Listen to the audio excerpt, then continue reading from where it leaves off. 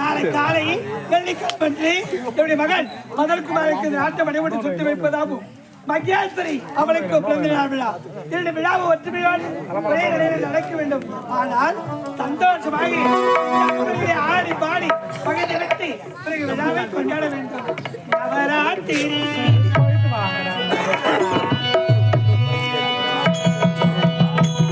நவராத்திரி சுபராத்திரி நவராத்திரி சுபராத்திரி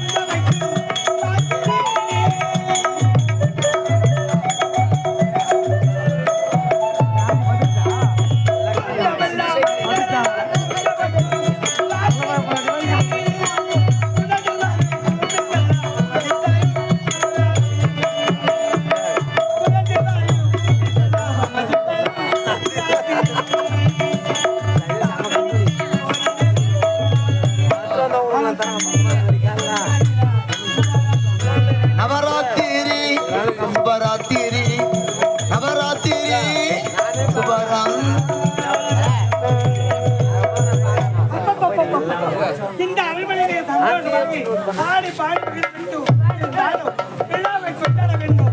என் மகன் மதன்குமாருக்கு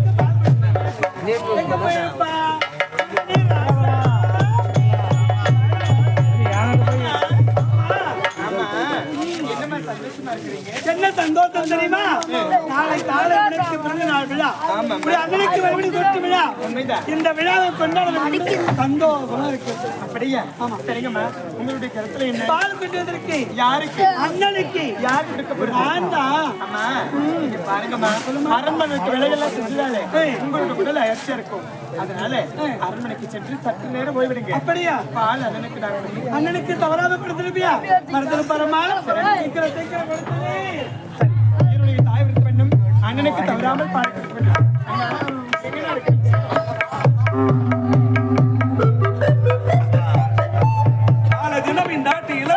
மணிமுடி சுட்டு நடக்க போகிறதா?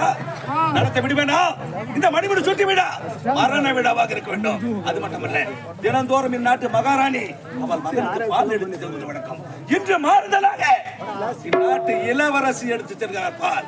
அந்த பாலில் இப்போது நான் கொடிய விஷத்தை கலக்க போகிறேன்.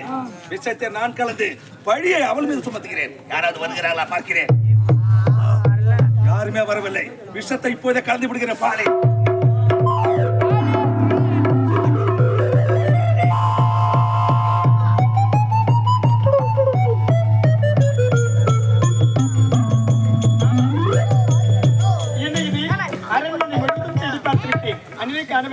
காலையில் எழுந்து அண்ணன் இங்கதான் இருப்பாரு. அண்ணா என்ன நடக்கிறீங்க?